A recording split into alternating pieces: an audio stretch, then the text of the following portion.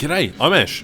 While everyone is getting hyped about supersonic aircraft, I think it would be best to take a step back and have a think about this.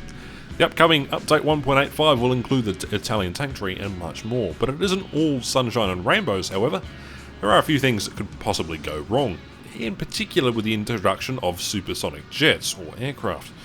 As for the patch, the timings are a little off, however, but it does make sense when you consider that it might as well be the last patch we see until around March next year, so a massive amount of content makes sense here, even though they are overshadowing the Italian tanks. So what are we looking at? Well, it's a massive step in War Thunder's overall direction. First of all, it's certainly a nice thing to see, that is supersonic jets, but it's been something that aviation fans have been asking for the better part of 2 years. And, well, aviation as a whole in War Thunder somewhat feels to be neglected in terms of improvement or changes compared to tanks or other game modes. But to finally have supersonic jets is no mean feat. It leaves many questions in its wake, some of which they didn't address in their recent dev blog. So, first off, let's talk about implementation. Gaijin have been poor in the past with implementing vehicles, and this has been seen with the recent addition of helicopters to War Thunder. And whilst initially they had issues with the flight models, they were patched pretty quickly. Although some of the issues have yet to still be resolved with radar detection or overall playability of helicopters, but even with the advent of rank 6 ground, there were many issues including parts and FPE fiasco. So a track record here is going to be something that won't really work, but that's just the nature of video games. With supersonic jets, we're also going to get air-to-air missiles, and the big question here is, will air-to-air missiles ruin the overall experience of players in War Thunder? Now, historically, early generation 1 missiles were unreliable, some often flying past the intended target, even sometimes detonating just before the intended target, or even in rare cases the missiles themselves hitting an aircraft and simply not exploding. Let's not even mention the acquisition of the target, or even when launching a missile, it would just slid right off the rails and just drop to the ground. In a nutshell, missiles were problematic and unreliable. Unreliable at best and completely dysfunctional at worst. The concern is how they will work in game compared to how they did in real life. Will they have some of the aforementioned issues that I just listed, or will they most likely perform like regular rockets with normal functionality compared to their historical counterpart?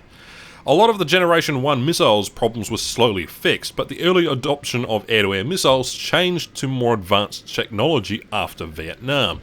So why is this an issue? It's really a twofold problem.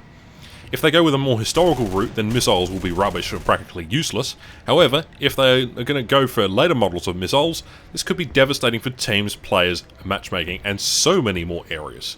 It doesn't just affect one part of the game, it'll probably most likely affect multiple intricate parts, and the implementation could spell disaster for aircraft without no air-to-air missiles. As for countermeasures, as stated on the dev blog, aircraft with such countermeasures will get them, but we'll have to see what's going to be a factor when considering the testing that has gone in during the past year.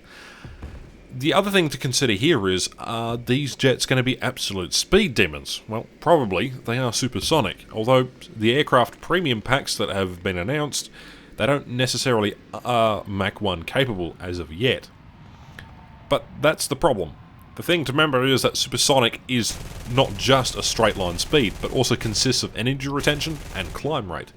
Because of that, the performance difference for people without supersonic jets, they might find it difficult to face the newer jets. It's going to be like earlier Meteors or Me-262s versus propeller-driven aircraft, for example. And even a Hunter facing the MiG-19 PT, the Hunter would be slower, be outperformed by the MiG, and it's just going to be a cause frustration for people who are trying to get their supersonic jets because these jets will just outclass and perform them on every level. The question is, how is this going to affect the current matchmaking? Is this going to make Tier 5 jets a pain to fly? And how will it impact the current playstyle at top tier? How is a Hunter going to fight the MiG-19? The similar thing with battle rating 8.0 and even 9.0 aircraft. And again, how is the regular Sabre going to fight the Javelin, for example? And a similar story with the G91s. Let's not mention the queue times. However, with aviation being rather stale for the last few years, aside from, new aircraft being added from time to time, the whole idea of supersonic jets is an interesting one, and something that has been heavily requested and asked for by the community for some time. Now, I have a sort of convoluted opinion about this, but when they started to sell rank 5 premium tanks, I knew that they would eventually sell rank 5 jets eventually. Now, this causes several problems. Remember the complaints with the XM1. You had new players buying into top tier tanks with no experience playing at top tier. And I can tell you this much, it'll be certainly the case with the newly announced premium jets. All of these issues, combined with, performance differences between existing aircraft and new players buying new jets, and on top of that, not knowing how the supersonic jets will perform, could create a very frustrating and unrewarding experience for those who are trying to get to supersonic jets.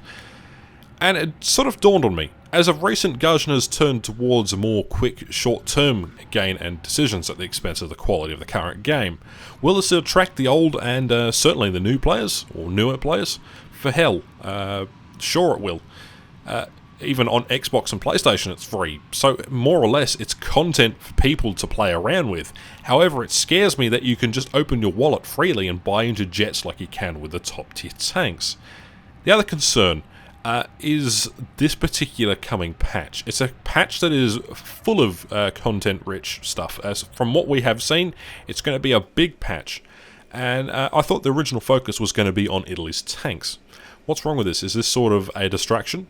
The last time we had content with this diversity, instead of just a general overall focus, like for instance with just ships, and then previously it was Italian aircraft and, French tanks, it seems like a distraction to maybe deflect from the issues that could be present with Italian tanks, or the game as it is existing. The other concern is, why is it happening now? It was always a hush-hush or no. I mean, there are other games coming out with supersonic jet aircraft, Project Wingman and Ace Combat 7, but why now of all places in December? The supersonic jets as a whole could have been its own patch further down the line with more aircraft and content for other nations. With the additional time for development, it would have been nice to see more aircraft for each nation instead of the limiting few that are currently known, because according to the dev blog, they had been working on this since early 2017. Regardless, it'll be nice to see, for example, the Super Mystere, which was the first Western European supersonic aircraft to enter mass production, or even the G91Y, which was a dual-engine aircraft which was slightly slower than the Javelin at 1,110 kilometers, compared to the Javelin's top speed of 1,140 kilometers.